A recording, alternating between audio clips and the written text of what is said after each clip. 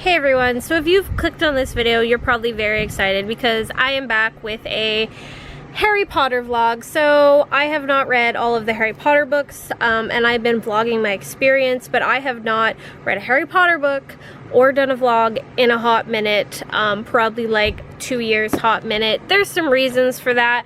One being work just really got in the way of vlogging. Vlogging takes time. I don't vlog at work. Two, I'm not gonna lie, I've been discouraged. So before I get into this vlog, I just want to say this whole vlog is gonna spoil the book. It's a reaction vlog to me reading Harry Potter for the first time, full of spoilers. If you haven't read Harry Potter and the Half-Blood Prince, don't watch this vlog if you don't want to be spoiled. Secondly, my Harry Potter vlogs have been getting some pretty interesting comments about how I pronounce things, I talk funny, how I have things so wrong. I'm actually thinking of doing a video on reading Harry Potter hate comments when I'm done all these vlogs. I just want to openly say, if you don't have anything nice to say about how I pronounce things or what I think of this book, then don't watch this video either. I'm really over it. I'm over having everyone in the comments say I pronounce things funny, that my words get all jumbled up, and that what I'm thinking about Harry Potter is wrong.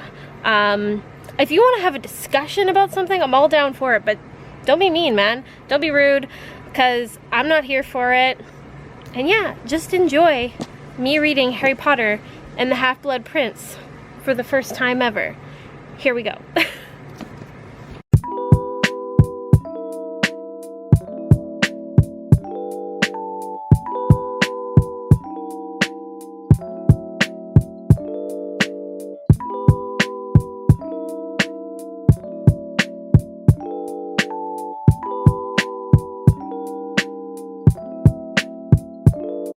Alright, so I am about 54 pages into Harry Potter and the Half-Blood Prince. It's been a slow go, not because the book is bad, I just haven't had time to really sit down and read. I've been really busy, but I will say I have enjoyed the first 54 pages a lot. I really love the opening chapter where basically J.K. Rowling has summed up everything that has happened in the last 5 books. And I know she does this in all her books, and that is clearly because all these books were coming out years after. So I really like how she did it in this book, though, you know, informing that Prime Minister of everything that's gone on in the last, like, 5 books, 5 years, I guess. And it was just really clever. It was fun to read, and it really, like, got me back into Harry Potter, because I haven't read a Harry Potter book in a hot minute. So very, very clever, loved it, and it really like drug me into the story. As for everything else, I'm happy that Dumbledore has finally come to save Harry from the Dursleys. Like, you think we're on book 6 that these people would figure out that these people, these Dursleys, are assholes. So I'm happy about that. And I just love how he walked in and he just stunned Aunt Petunia and Uncle Vernon and, of course, Dudley. Just stunned them and then walked out with Harry. So I am really excited to continue on. And I can't wait to see what happens. I need to have some time to sit down and read it.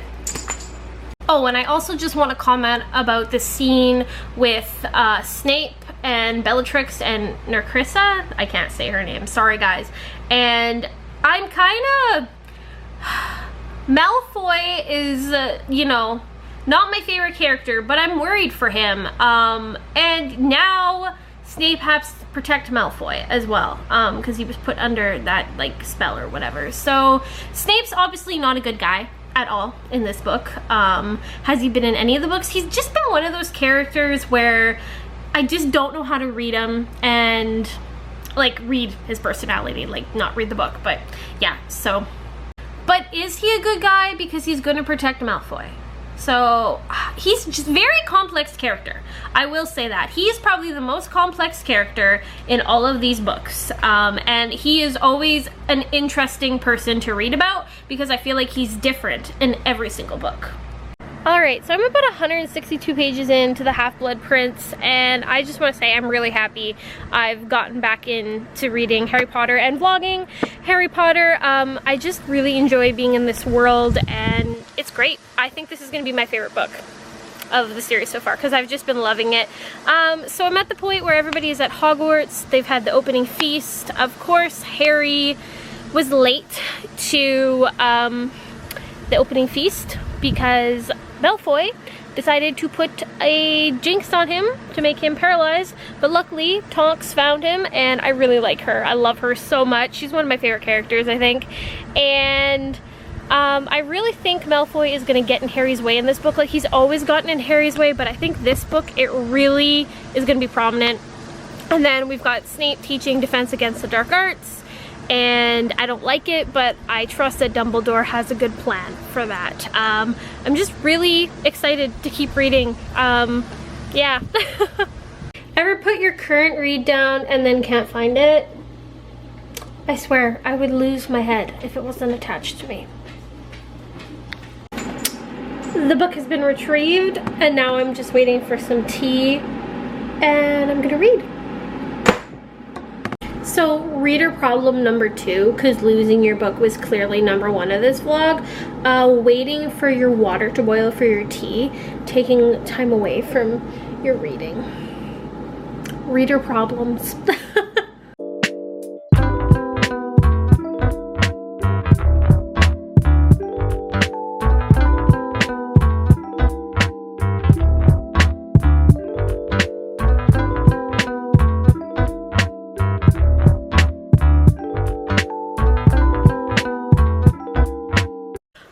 I forgot to talk about this book, this potions book that Harry's got. So it seems pretty harmless, you know. You get an old textbook, it has writings in the margins and people's names. Like, it reminded me of like when you were in school and you would find everybody else who had that book for the year, their name. So this book has instructions to do things, and it apparently belonged to the Half-Blood Prince. And knowing J.K. Rowling and the Harry Potter world, this book is not innocent, and something's gonna go down. Some shit's gonna go down with it. That's my guess. My guess is, here's my guess. Here's a prediction for Harry Potter. Let's see if I'm right. That it was Lord Voldemort's book, and he is controlling it somehow, and he's gonna basically like lead Harry to him, or lead him somehow Lord Voldemort, did I say that right, is connected to this book. I want to start off by saying I really enjoy when Harry and Dumbledore go into the past. I'm really liking that. I'm loving the backstory about Lord Voldemort. It's a lot of fun, and I love it when like people go into the past or they're told a story by an older character. It's like one of my favorite things in books, so definitely a plus for me in this book. I'm also really liking all the kind of like cute romantic banter between like Ron and Hermione, even though Ron's kind of being a dink and Hermione's being a jealous girl, of course. But then I'm really enjoying about Harry and Ginny and how Harry is finding all these feelings for Ginny all of a sudden. I think they're a little bit, well, I think they came out a little bit random in the book, but I guess that's just kind of what happens. And I already know that Ginny and Harry end up together in the end, and Ron and Hermione end up together in the end, because I've seen the movies and I've been spoiled for Harry Potter enough. But it's kind of fun to see how it all started and where it comes from, because I've never read these books before. So enjoying that. That's a nice little touch, and I feel like every Harry Potter book, there's a little bit more romance, a little bit more romance, a little bit more romance. You can really tell that J.K. Rowling wrote the series to grow with her fans, and I love that. It's fantastic. So it's Christmas time where I just left off, and the new Ministry of Magic guy, I can't say his name, so I'm not gonna try because I don't feel like getting crucified in the comments, has just visited the Weasley residence and taken Harry for a walk, and he's basically wanting Harry to be like a pawn for the Ministry, like maybe a celebrity kind of for the Ministry, to show people that they're working together, but they're not. So he wants to use Harry as publicity, basically. And they kind of talk about how Dumbledore doesn't approve of this new guy leading the Ministry of Magic, and Harry's very faithful to Dumbledore, but he's thinking super critically because Dumbledore has never really screwed Harry over. It might seem like he was at times, but he was always in behind the scenes, and that always comes out at the end of each book. So I think Harry's kind of learned his lesson from not trusting Dumbledore. So I think we've got some good character development with that, because I think a lot of people would be like, sure, I'll let you use me and make me a celebrity, but not Harry, of course. Humble Harry. That's what I should call him. I also want to say a little bit about Slughorn. I don't trust the guy, but I feel like he might be in the book to make me not trust Snape and not focus on Snape, because every year at Hogwarts they get a new Defense Against the Dark Arts teacher, right? And it turns out bad. But this year they've got Snape, and Slughorn is not teaching Defense Against the Dark Arts. So is it a act? Is it like a distraction for me? Also, Harry was talking to Lupus, and I think his name's Lupus. I can't say names right, guys. And Mr. Weasley about like Malfoy and Snape and how he does not trust Snape at all. And they made a really good point saying, well, Dumbledore trusts him, so we need to trust Dumbledore. So, and they're talking about like the good qualities of Professor Snape too. So is that like another thing for the reader, me, to trust Snape and another distraction? I'm not 100% sure. I can't read Snape. I've never read Snape and, well, like, read like his character. Like, I can't pick up on him at all. Like, he's a hard person to read or character to read. I could never guess his next move, and anytime he did something in a book, it usually surprises me, so I won't be surprised if I'm surprised with Snape at the end of the Half-Blood Prince. So, wondering about that. Also, I kind of want to know why all of a sudden Ron is very attractive to everyone. All of a sudden, I kind of wonder if something is going on with Voldemort trying to turn Ron against Harry. Oh, and Malfoy, he's up to something. I found it interesting at Slughorn's party when Malfoy and Professor Snape were talking as well, about this little plan that Malfoy is clearly doing for the Dark Lord, Voldemort. That was interesting, because at the beginning of the book, we all know that Snape basically swore to Malfoy's mother that he would watch over her son. So I'm curious about that. I don't think things are going to end well for Malfoy in this book. I really, really don't. I think Voldemort's just using him as a pawn, to be honest, and he's going to dispose of him. I can't remember if he dies or not. I don't think so, but I can't remember. Anyways, that's a very long update. I should really like sit down and vlog while I read, and I'm going to try to, so yeah. Harry's back from Christmas break, and he's telling Dumbledore about his theory or his conversation he overheard with Snape and Malfoy at Slughorn's party, and Dumbledore's just telling him not to worry and just humoring him through it. So I don't know. Is this vlog just gonna be me going back and forth about Snape? Because, you know, if Dumbledore trusts him, I should trust him, but he could turn, but I just don't think that Dumbledore would let somebody that close to Voldemort in. So I think Snape is trying to protect Malfoy the best he can. But I still think maybe he likes to dabble in dark stuff. I don't know. It's so hard to figure out. I'm not going to know until the end. And my favorite part of this book is going to happen. We're going to go into some more memories with Dumbledore and Harry, and I'm super excited because honestly, these memories have been one of my favorite parts of this book.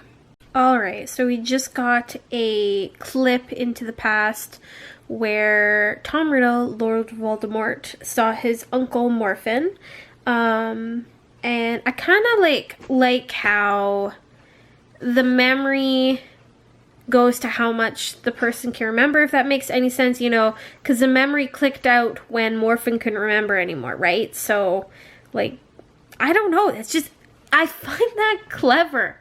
That's very, very clever. It's so simple and it should be done, but I don't know. I find it clever. Anyways, we're going into another memory here and we'll see how that goes. So far, we've got someone screaming about 3 dead bodies. Tom Riddle Sr., his mother, and his father. So, Okay, so Lord Voldemort was pretty dangerous even at the age of 16 because he stole his uncle's wand, killed his dad and his grandparents, and then basically created a false memory at 16 years old. That's one powerful dude. Now just imagine if he hadn't been bad, all the good things he could have done, but he chose to be bad. Villains aren't stupid. They can't be. To do all this, they can't be dumb. They're just not a big dumb villain. Like, they're actually really intelligent, very complex people. You can't just like, ooh, dumb bad guy, because dumb bad guys don't get anywhere, right? Hi, Harry Potter vlog that I like abandon and pick up throughout the whole entire month of August because that's how long it's been taking me to read the Half-Blood Prince. So I was gonna read this book on my last day of work and then do like a big kind of like wrap-up clip for this vlog, but then I realized what chapter I'm on. I'm on chapter 20, Lord Voldemort's Request, and I think this is going to be a really significant chapter in this book, so I want to vlog my reaction to it, because that's what this vlog is all about. So it's 11 o'clock at night, tomorrow is my first day off. I should be going to bed because I have things to do tomorrow, but I'm going to stay up. I'm definitely reading this chapter, and I'll probably read a couple more, and I'm going to vlog for your viewing. God, the haters are gonna love that. Pleasure. Alright, we're like 3 pages into this Lord Voldemort's Request chapter. We've got Harry going to Dumbledore's office, and Professor Trelawney is there, and she doesn't sound happy, so that will be interesting. This is gonna be super. I hope this is a good chapter. I really do. On to reading.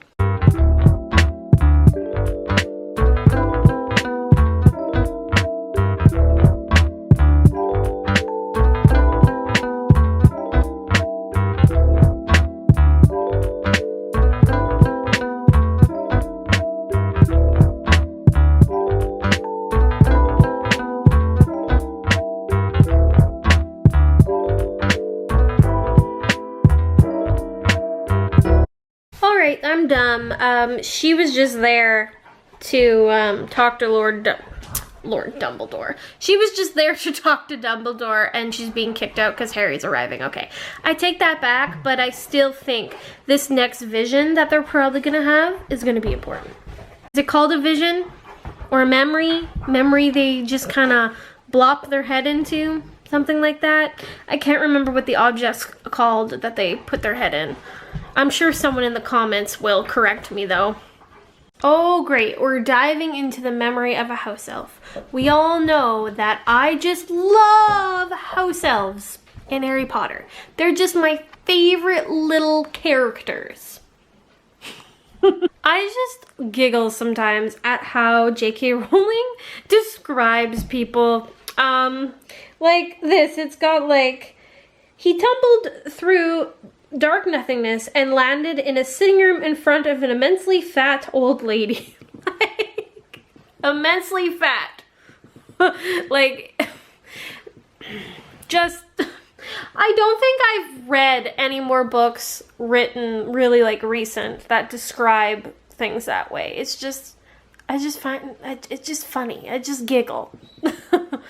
I feel bad for Hokey because convicted of a murder they didn't commit, right? But I still don't really like house elves.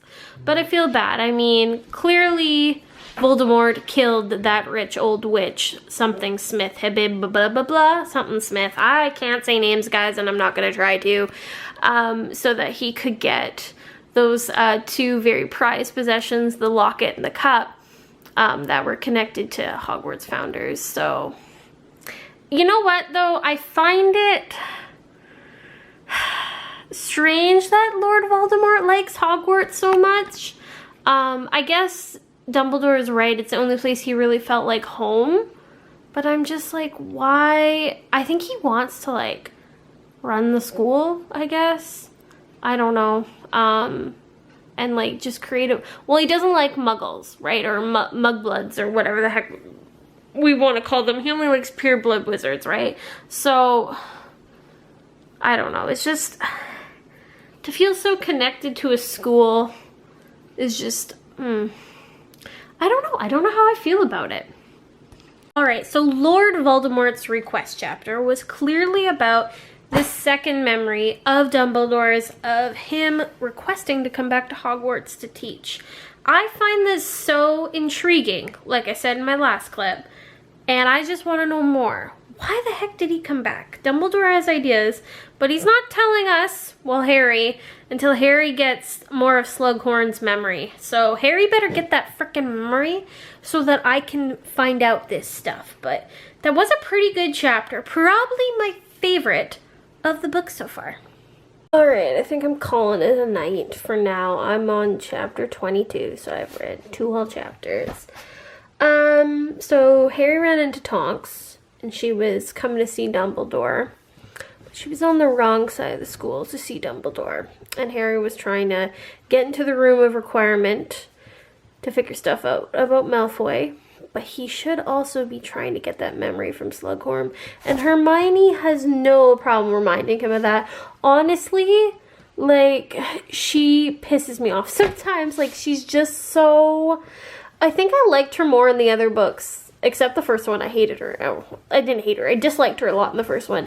But in the other ones, she was okay. And this one, she seems to just scowl at Harry for opening the book about the Half-Blood, well, the potions book with the Half-Blood Prince. She scowls that Harry doesn't do this for Dumbledore about Slughorn's memory. And she's just always telling Harry and Ron what to do. And I'm just, you know, stop by now. I guess we all need that friend, but she's always wrong usually too about what Harry should or shouldn't be doing. Like, Harry is usually spot on, and he usually does something that's not really what he should be doing, but it actually is. And Hermione, I think she would just like Harry and Ron to just stay laying low, I guess, but it's not gonna happen because that's just not Harry Potter and Ron Weasley and her. She gets dragged into this shit. So anyways, hopefully I will finish this book tomorrow. Okay, so I debated about not filming and expressing this thought, but you know what? This is what I'm here for. So I'm gonna express this thought, and people might not like it, but oh well. Okay, so I just finished the Horcruxes chapter, and you know what? It was basically Dumbledore giving a speech about Voldemort, which is fine, but I just kind of came to realize J.K. Rowling is a tell writer and not really a show writer when it comes to certain things. And it got kind of boring and bogged down in that chapter, and it was just a lot to read through someone speaking. And I know he's a teacher and he's giving Harry all these lessons and this is how he finds out this stuff, but I just, you know, it wasn't like my favorite, and I might have to go back and read some things, but yeah, so kind of some criticism on her writing there, but I think I've noticed this in a lot of the books, well, all the other books. I think I've made a comment about that a few times, that J.K. Rowling is a tell writer and not really a show writer sometimes, especially when it comes to like the history of stuff. Which, you know what, I feel like she had the opportunity to not write it that way, considering we're going into people's memories in this book. Just a thought. Hey everybody, and that concludes my Harry Potter vlog for the Half-Blood Prince. So this vlog basically, like, I finished this book in December of 2019, and I'm just getting around to editing it and getting this outro filmed. I associate this book with a really traumatic time in my life because I was reading it at the time, and honestly, I just finished reading the book to have it done so I could move on to the next one. I don't have a lot to say about the ending other than what the fuck, Dumbledore is dead, and that's it. So that's all. The comments are turned off because I can't handle comments on this video. So anyways, I hope you guys enjoyed this vlog, and I'm not gonna apologize for being up late because, yeah, shit happens. So anyways, stay tuned for my vlog on the next Harry Potter book.